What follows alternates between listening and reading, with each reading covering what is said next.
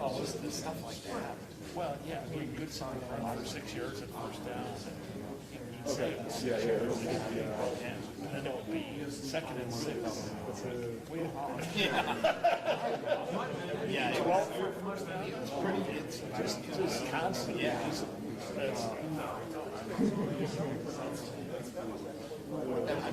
They're there because they know as far as I know they're on side. Yeah.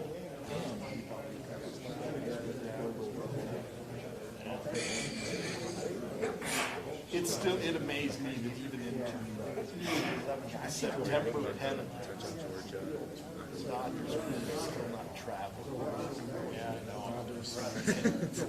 Thanks everyone for coming to 2021 Iowa Basketball Media Day as we tip off the season. Just a couple brief announcements. There's 5 or 6 games that still don't have game times. Those will be announced later this week, early next week. 2 of those game times or game dates, they're men's, women's doubleheaders. Those are November 9th and December 21st. So those are doubleheader dates. After coach's press conference, player interviews, coach interviews, down on the main floor, either take the elevator or we'll have the door open to the concourse to get you access down to the main court. We will have a transcript today. And again, just a reminder, it's a large room. If you could speak up when asking your questions so the transcribers can kind of hear your questions. So with that, we'll go into questions for Coach McCaffrey. You ever coached twins very many times, Coach? Yeah. Coached the Ross twins when I was at Notre Dame.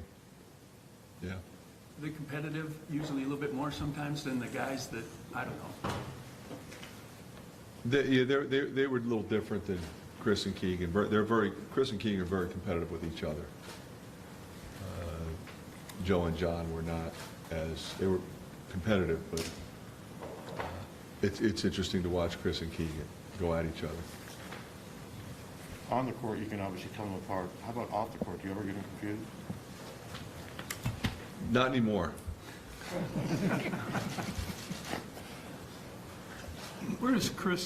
How's Chris's game evolved, and how do you see him helping your team this year? Well, Chris is going to be a major factor on this team, and he needs to be. That was sort of the plan for him, and he's worked really hard. He's a versatile guy. He's long. He can guard different positions. He can rebound. He can shoot the ball, put it on the deck. He just needs some time. He's gain his confidence by getting out there and performing the way he's capable in games. But that's going to happen for him. What's his position? Where do you want to play him most minutes in? He'll be playing forward. He might end up guarding a 5 depending upon what lineup is out there for our opponent. But he spent a lot of time last year guarding guards in practice, so he's used to that. Keegan's obviously stepping up into a much larger role. From what you've seen, is he ready for that? Yeah, he's ready. He's a confident kid. He stays within himself. Nothing seems to really rattle him at all. Very focused. He works hard in the off season. He never tries to do the things that he can't do on the floor. He certainly has the talent to be a guy that could do that. Just completely try to do everything in every possession, but he really has a keen understanding of how to play. If there's space, he goes. If there's not, he moves it. He's equally effective with the ball, without the ball, in the post, on the perimeter. Probably best in transition. I think the more space he has, the better he'll always be. But he's shooting the ball well, which is, he shot it well last year. He didn't shoot as many jumpers, but he'll shoot a lot more jumpers this year. Frank, what intrigues you most about this team? Well, I think the depth. We got a lot of guys that are good. The practices have been very competitive. I've been switching the lineups quite a bit. Everything we do in practice is competitive, so every segment is, one team wins, one team loses. And they've been going at each other. So it sort of gives you an indication of, who's ready to compete and then who's capable of playing multiple positions like we think they are. But, we force them to do that.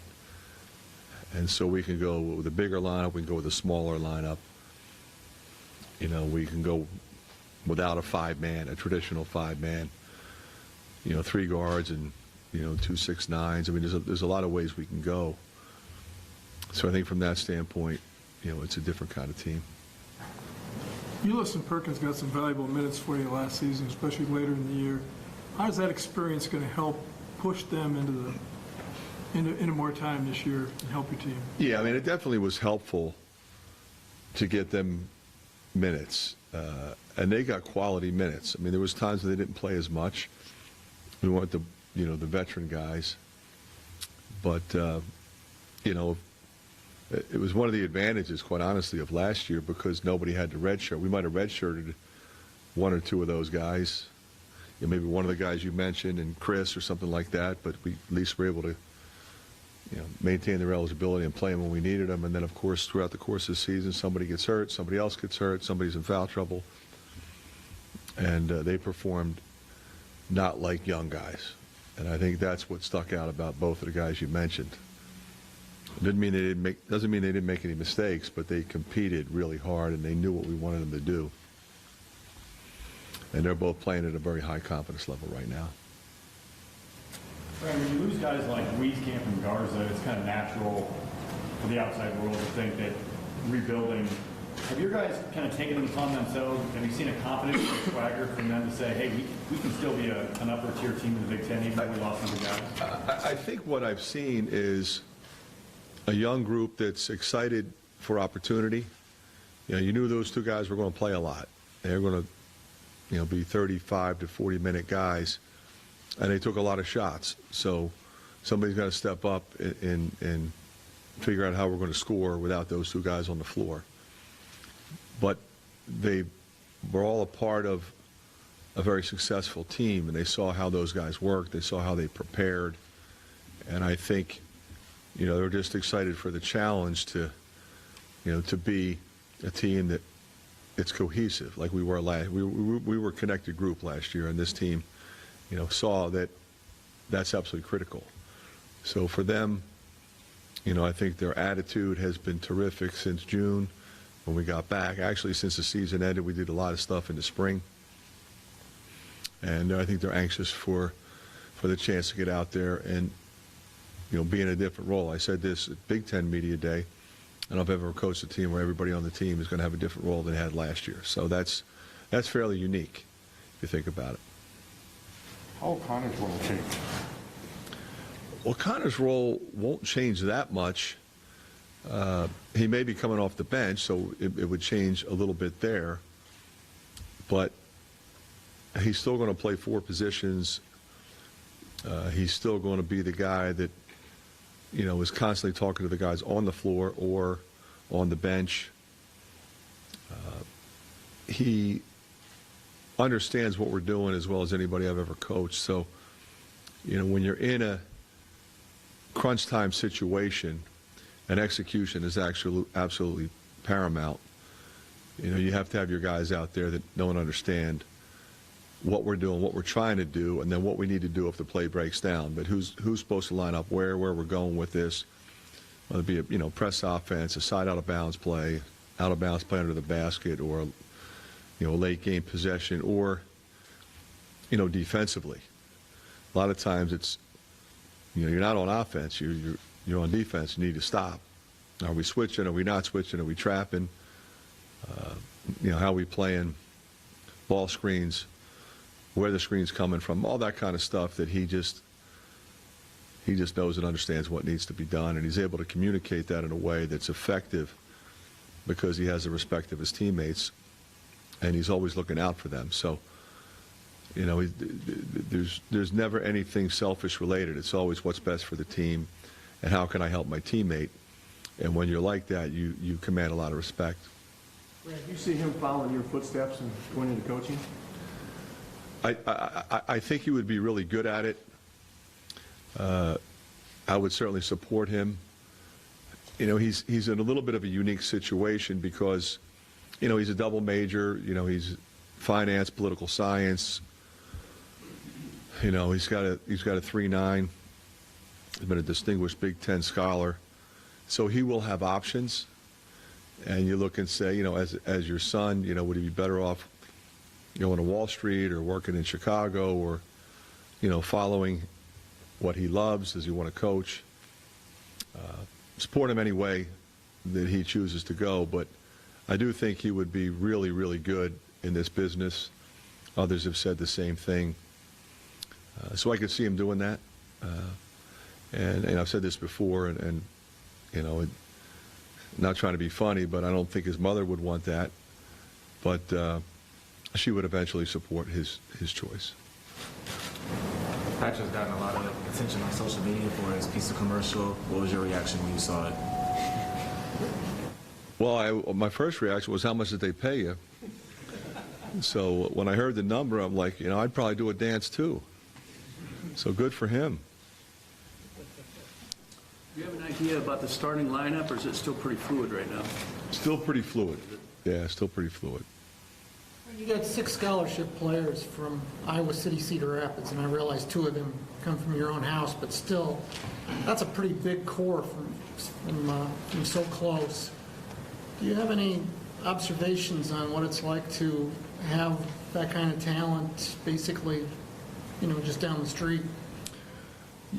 You know, Mike, from the first minute I got here, we had some talent in this state. You know, West High had some terrific teams and won multiple state championships. But it wasn't just them. You know, and Keegan and Chris in particular, and Jordan for that matter, you know, they were dramatically under-recruited. But, you know, most of you guys in this room saw them play, and you couldn't help but be impressed. And, you know, you start from, you know, I think those guys wanted to be Hawks. You know, Patrick and Connor, same thing. You know, Connor, even though he committed to us early, I mean, he looked at some other options, primarily in the Ivy League because of his academic profile, but at the end of the day, he wanted to play right here in this building, and that wasn't going to change. You know, same for Patrick.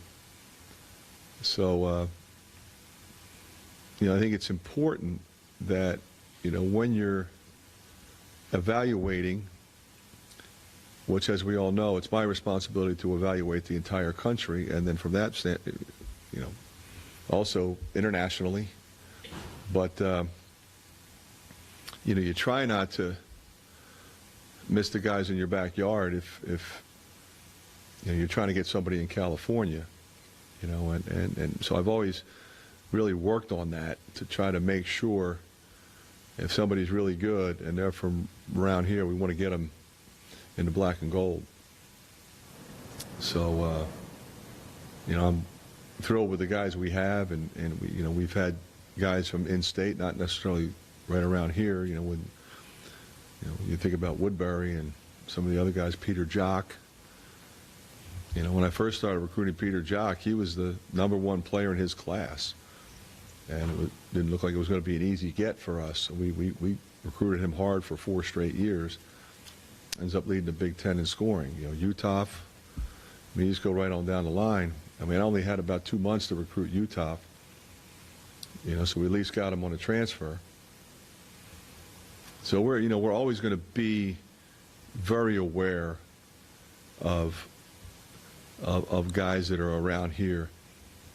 You know, but also I think it's a reflection, Mike, of, you know, if you're going to do that, you have to respect the quality of play and the quality of coaching, whether it be for their high school team or their AAU team, and because we watch them with their AAU teams too. So when we're watching those guys, you know, it's very important that we know and understand and respect the quality of coaching they're getting. That helps, obviously, in their transition. So pretty much all the guys that we've recruited locally, they come ready, and that's important. Brandon, Jordan switching positions this year, what type of production do you kind of have in your head for him? What's possible, do you think, for Jordan at the 2 spot? Well, the thing about that is, I mean, that's certainly the plan. He made 83s last year, so let's see if he can make 90 or more this year. I mean, that's kind of what he does. But, it's not to say he would never handle the ball at the point. We've got a lot of ways we can go.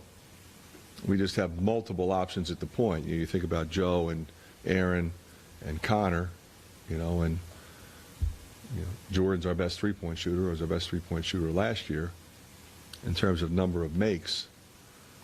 So, we need him to be in that capacity. Sometimes he's better with the ball, but we have such great options at that other position. But, we also have, Tony Perkins and Peyton Sanford, guys that we need to get minutes for in the off-guard position. But you think about, the ball in Joe's hands with J-Bo running around and Peyton or Patrick, they got make sure we give him options to throw the ball to.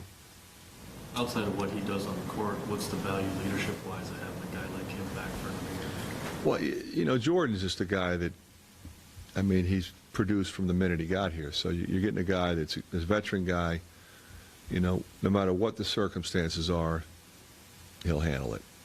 Nothing's going to rattle him.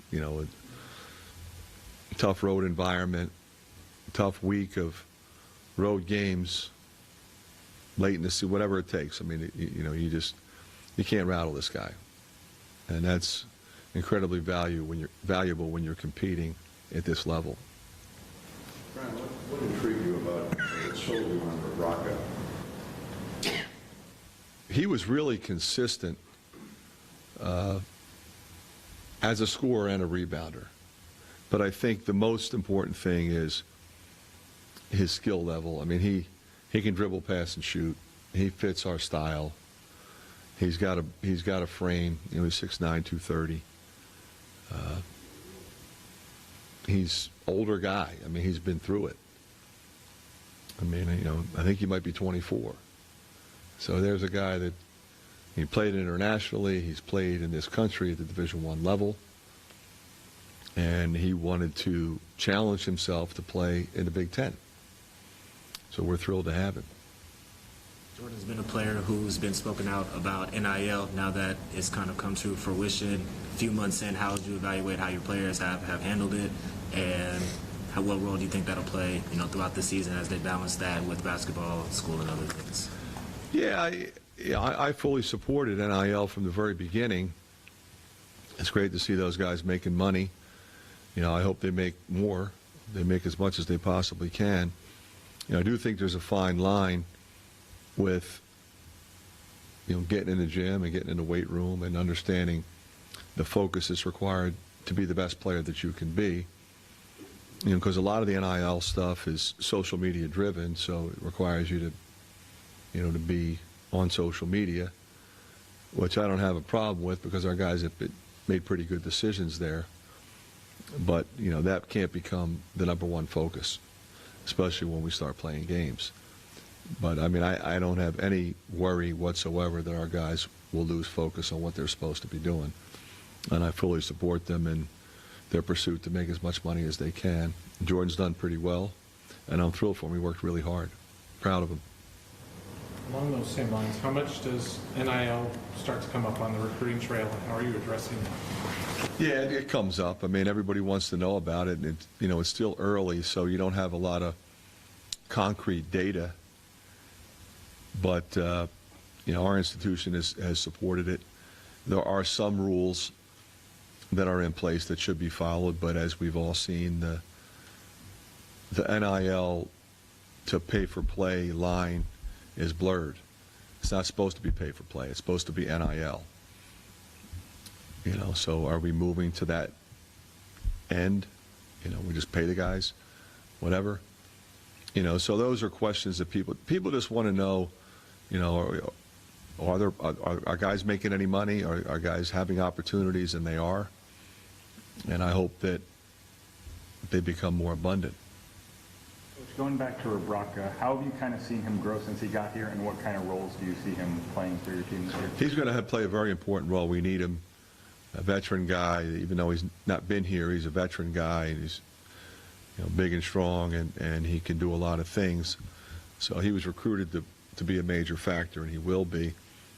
At first he was just trying to learn his way. When he went home and he got sick, it took him about a week or two to get back, and then he was a little under the weather, but he's back strong right now. Been back, for a while, and really, I think, in a good place. He had a great practice on Saturday. So we're excited about him. You mentioned several times about Patrick and how you expect him to take his game up. What has he shown in practice so far, and how will he be a different player? Well, he had a great summer, Rick, but, he's had ankle issues since we started. He sprained one and sprained the other, so he hasn't really practiced in about 4 or 5 weeks. So we need to get him back out there. Too early to with Josh, Riley, what type of competition have you seen in terms of the big men? And how do you Josh and Riley are working really hard. Josh has been a lot better. He's sustaining effort more. He lost a lot of weight. He's down in 260s. But he has to get even better in that area, and he knows it. He's really pushing himself. I've been proud of him. Riley's, he's a pup. He can run, and he can really pass the ball. So you can throw it to him in the post, and he moves it. On the perimeter, he moves it. Dribble handoffs. He can hit cutters.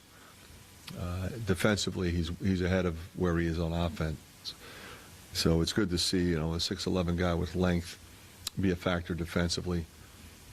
He's 240, but he's still getting pushed around a little bit. He should still be a senior in high school. So we'll get him ready at some point. And what's it like to have recruits in on a weekend like the one you just did? Oh, it's great. The atmosphere was phenomenal. They all ran on the field with everybody else. They just had a lot of fun, and that's what you want. You want it to be, very informative weekend. They're here with their parents, watch practice, see the campus, have meetings with various people, but then, go have some fun and see what the campus life is like, and they got to enjoy that. A few weeks ago when we were talking about how exciting it is to maybe have a new team, one of the downsides of that is maybe not coming together on defense, or a certain cohesion might not be there. Now that you've been able to have some longer practices, how have you seen that area come together and cohesion overall? Yeah, I think it's coming. It's not there yet. It's coming. Again, because I've been juggling the lineups, so we're seeing what lineups click.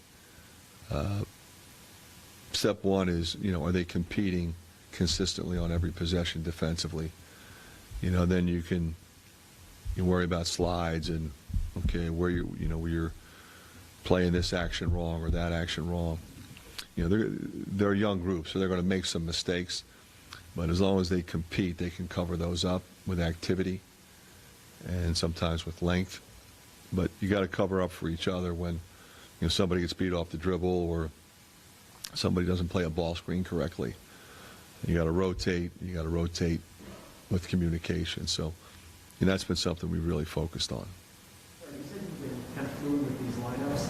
Do you see a leader in the clubhouse, or is that kind of by yourself? Well, you would expect the leaders are who you would expect them to be on this team. It's going to be, Connor and Jordan. I think Joe Toussaint's in his 3rd year, so I think he's been way more verbal. And he plays so hard, he's going to command the respect of those around him. So, the young guys are trying to figure it out. Keegan's a guy that he's just never been a big talker, but he's a guy that, he plays hard, he plays smart, he plays well, so that guy is going to have credibility whenever he opens his mouth. And, so I've encouraged him to do that because his teammates will respect that. They will respect, because they respect him. So last year he was just trying to fit in. We had Garza and Wieskamp and Jabo, and and a veteran group, and all of a sudden he's on the all-rookie team, and everybody's like, wow, this guy's really good. And he is. He's tremendous. So, it's okay to be a star.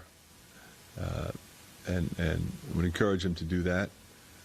But, be a guy that really, really can impact the game in different ways, not just with points and rebounds. And he has all of the, I think, skills necessary to do that. You talked about Joe a bit. How have you seen maybe his approach change now that he has the potential for more minutes and, I guess, a bigger role in this team? Yeah, I don't think his approach changed at all. I mean, he is who he is. I mean, he's a killer, and that's what you want. He goes after people defensively. He attacks the rim. He's constantly trying to beat whoever lines up in front of him. And sometimes as a point guard, you want him to, all right, back it off a little bit. But one of the reasons we recruited him is because of who he is. And he's a warrior, that guy, and you never want to take that away from him. But I think maybe, and you would expect this, his leadership has continued to improve over time, and it should. Fran, back to NIL, correct me if I'm wrong, but it's not supposed to be used as recruiting inducements. So how do you handle that situation? We know there's some programs that will do that. When you go in that household and you're asked that question, how do you handle that? Well, it's problematic. It really is. Because, some programs are using it as a recruiting incentive. It's not supposed to be part of it. But I don't think there's anybody in this room who didn't predict it.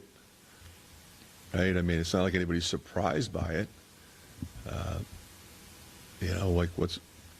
It's not like in any way anybody restricted, okay, you can make X. How do we get to X? No, it's unlimited how much you can make. But it's supposed to be off your name and your ability and essentially your character.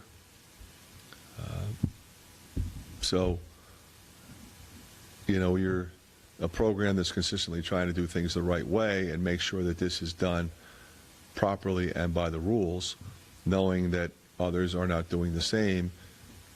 It's concerning. But I don't have an answer for you as to what the solution is, because it's fairly evident nobody's going to do anything about it anyway.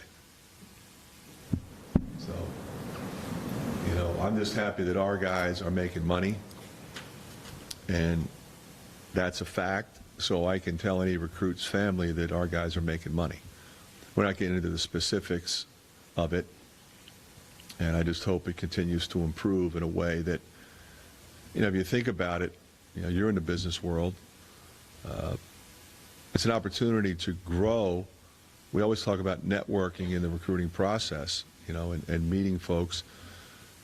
And you think about it, it's kind of ridiculous. In years past, we would try to keep our boosters away from the student athletes. That's what they were. You're not supposed to talk to them. You can't talk to them. Well, some of these guys are CEOs, and you're a business major. You'd want to get to know that guy, and so now you're doing commercials, and you're watching the marketing side and the business side, and do you have an agent? How do you negotiate a contract? Do you sign a contract? Is it a one-time thing? Is it ongoing? And you get a real education very quickly as to how the real world operates. So it is, I think, something that has become an important part of the educational process in many ways. I've enjoyed watching it.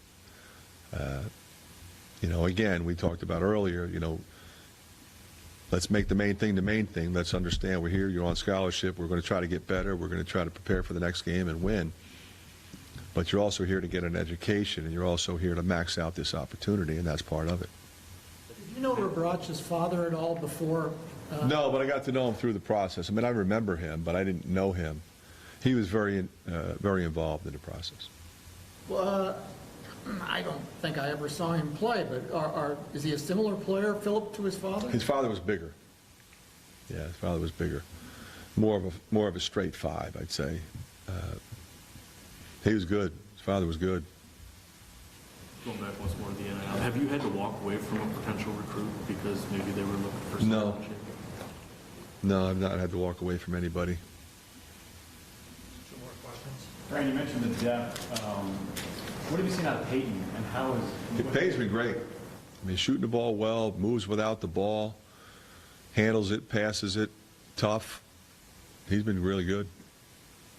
You see him competing for Yeah. You know, I said, we got a lot of guys. He's one of them. But he's ready. He's ready. It's not like it's going to take him some time. He's ready. Anybody else? One more? Okay. Thanks, sir. Thanks very much. Okay, players and coaches on the floor, photos and interviews.